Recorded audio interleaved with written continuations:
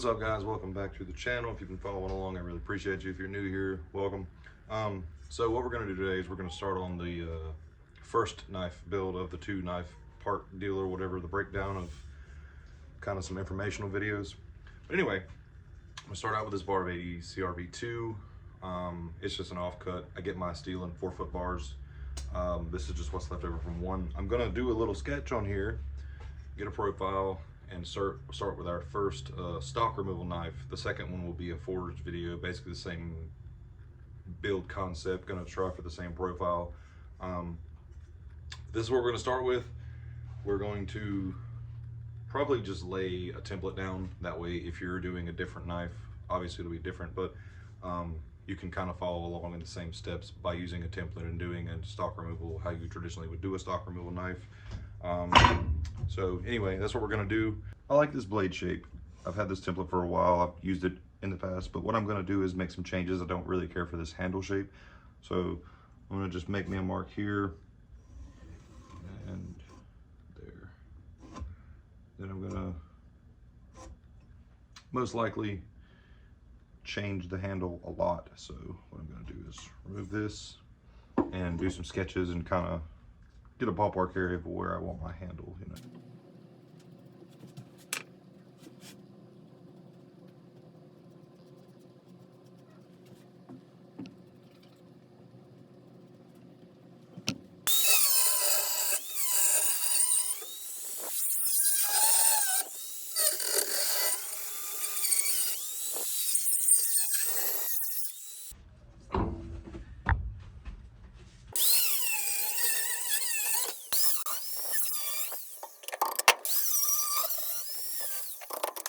So I'm gonna use a really wore out belt from, I got an old Combat like 36 or something like that, because this would tear up a new belt. So if you don't have a 2x72, you can do it on a 1x30, basically same concept. I'm gonna go just to my lines, that way I have that thickness of the line to kind of profile and get the tip and everything in there. So that's what we're doing now.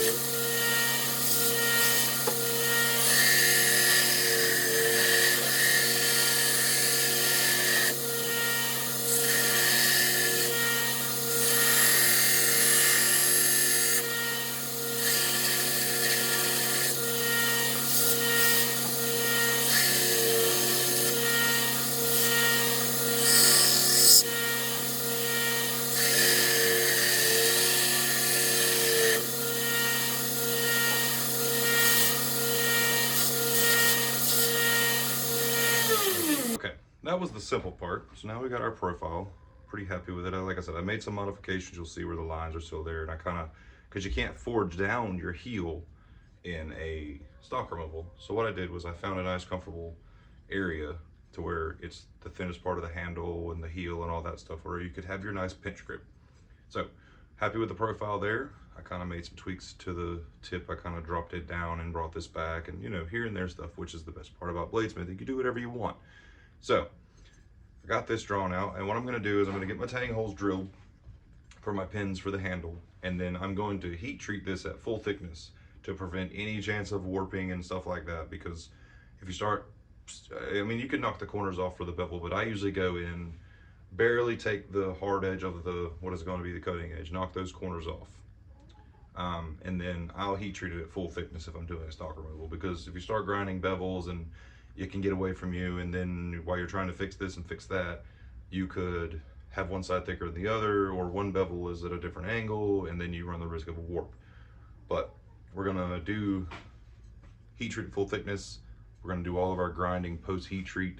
So in doing so, you'll have to make sure the knife gets cool. You don't wanna ruin your temper, or stays cool. You don't wanna ruin your temper. But this is what we've got so far off the grinder. I'm gonna get some holes popped in it, get the forge lit, do a heat treat. Now, if you're doing this with no forge, there are ways you could do it, like a rasp, or let's see, a Farrier's rasp or something. So I've got an assortment of different rasps here. I got a big Farrier's rasp. These are extremely hard. You know, you got your big old files or whatever you can find laying around that are pretty dull, that, you know, aren't really good for a file anymore. And yes, you can make knots out of them. Good way to test, if you can, what I tell a lot of people is the tang of the file or whatever. You could break it and see if there is any kind of grain structure or whatever. And if you usually put it in a vise and bend it and it snaps, then you have a pretty good chance of it being hardened steel, versus like a case hardened something like that or whatever. So there are options if you go that route where you don't have a forge, you don't have a way to heat treat. You can use a file or whatever the case may be, or a thin leaf spring or something like that if it's not too bent or whatever. But in doing so, you will have to temper it to be used as a knife, not as a file, because the heat treat on a file is made to be a file and not a knife. It'll be very brittle. You run the risk of breaking your tip off or anywhere that's small or things like that. So if you go the file route, if you can get holes drilled in it, great. If not, you could try tempering it in their oven or whatever, probably like 405 degrees for 2 or 3 hours, just letting it sit to kind of bring back that hardness to where you might can get a drill bit through it. If not, the hidden tang route is an option, or however the case may be. But we're gonna use this because this is what I have. So I'm gonna go through thermalizing cycles. I'm gonna go through, you know, grain refinement and all that stuff, and kind of give you a quick rundown on that. There's 100 videos out there if you want to get really in depth on that and learn. They're out there. But we're gonna do tang holes, get it in the forge, do a couple thermal cycles to kind of get the grain, because I don't know what the grain in this looks like. It came annealed, so the grain could be huge, it could be tiny, you don't know. So I'm gonna do some thermal cycles so I know what it is. And then we'll do the quench, temper, and then bevel grinding and handle. But all that'll be broke down in later videos so that I can kind of go in more depth about what I'm doing and why I'm doing it. So if you're trying to learn or pick something up here and there or whatever, you can actually do it instead of having to watch a 4.5 hour long video. But anyway, that's what we got.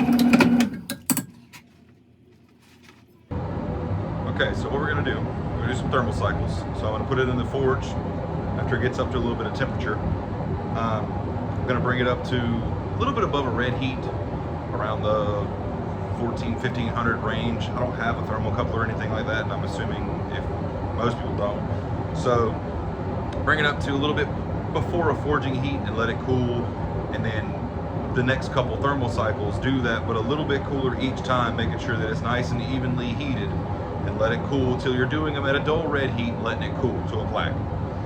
Doing that will refine your grain structure, and letting it soak for a couple minutes or whatever will let it kind of, you know, get to where it needs to be. Because we removed a lot of material, so there's grains that aren't complete grain structure. It kind of dead ends and it's cut off or whatever the case may be. But anyway, so we're gonna do that, and then we're gonna go for a quench after that. And I'm gonna use a magnet just to show people how to do it, because I don't really ever do a magnet quench because I do it by eye. But if you don't know what that looks like, we'll do the magnet. So we'll pull it out of the forge when we're getting ready for a quench, tap it with a magnet a few times. If it doesn't stick, we know we're within forge or quenching temperatures. We'll go back in the forge for a couple seconds, paint it a little bit back and forth to make sure it's a nice even heat, and then we'll go for a quench. I'm actually going to use canola oil for this quench. I had some Parks 50, but I live in Florida and it hurricaned and it got wet. So we're going to use canola oil, and know you can do ADCRV with canola oil. I've done it before. It's not the ideal thing, but it will work. So we're gonna do that. Anyway, we're gonna get in the forge, toss it in the forge, start our thermocycles, and get this baby heat treated today. Okay, we're getting ready to pull out of our first thermocycle. It's a little bit hot, that's fine. We're gonna pull out, check for straight. If it's not straight, you can kind of tap it straight or whatever, clamp it device, whatever you gotta do to get it straight.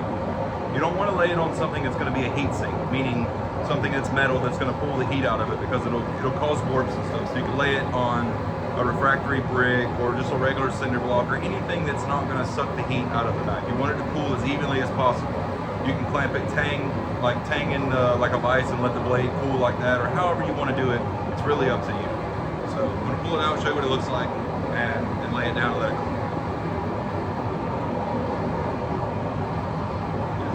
We're a little bit hot on this one, not quite a perfect even heat, but like I said, you want to go to like that, like a little bit of an orange, like a dull red kind of area, and then check for straight. If it's not straight, give it a couple taps, or you can clamp it in the vise, or whatever you gotta do.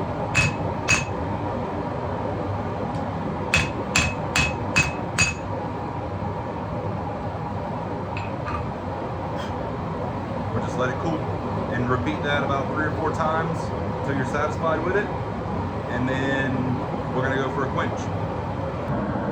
Okay, we're approaching heat treat temperature. So what we're gonna do is I'm gonna pull it out, bring it over here where you can see, and I'm gonna touch it with a magnet a few times. If it sticks, we're gonna go back in the fire. If it doesn't, we're gonna paint 1 or 2 times and go for a quench.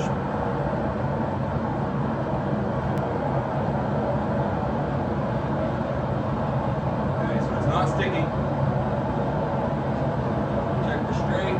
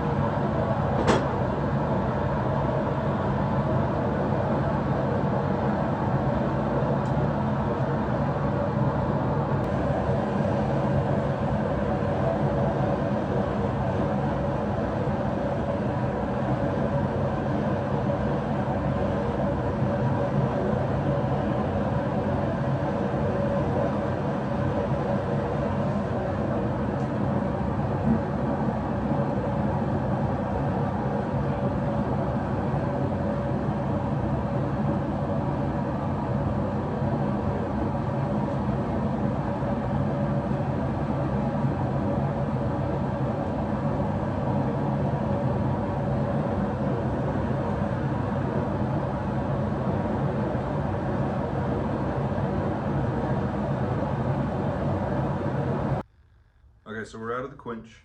It came out nice and straight. Let it cool off, got it wiped down. I'm gonna go into the temper, and since it's ADCRV2, pretty much like any of your ballpark carbon steels, I'm going to do 2 hours at 400 degrees Fahrenheit in the oven, just to temper it back a little bit. I file checked it, it skates a file just fine. I'll let you see what that sounds like. So it's a nice sharp file, and it shouldn't want to bite in at all. If you feel any kind of drag, then you know that you got a soft spot. You might have to go through a little bit of a decarb layer on the edge, but you should feel it in the file. All right, so we're gonna wrap the video there for that. Try to keep them short. That way you can actually get the information instead of editing it all out or whatever. I know it's kind of a talky video or whatever, but a lot of people have questions and here and there, and they'll go on bladesmithing pages on Facebook or wherever the case may be, or watch a bunch of YouTube videos, and it's kind of sped through and stuff like that. But this is more of like if you're in a hard spot, or you're just starting out, or you've been making knives for a little while and you're in like a slump or whatever. So that's what these videos are for. If you like it, keep watching. I appreciate it. If you guys have subscribed or whatever the case may be, or share it around, or whatever you want to do, or if you learn anything from it, shoot a comment and be like, hey man, appreciate it, da da da. Or if you want to see something different, hey, I have an issue with this, or whatever your question may be, just shoot it down below and I'll try to do it or answer a question or whatever the case may be. So, but anyway, thanks guys for hanging out. That's what we got for today. Thanks.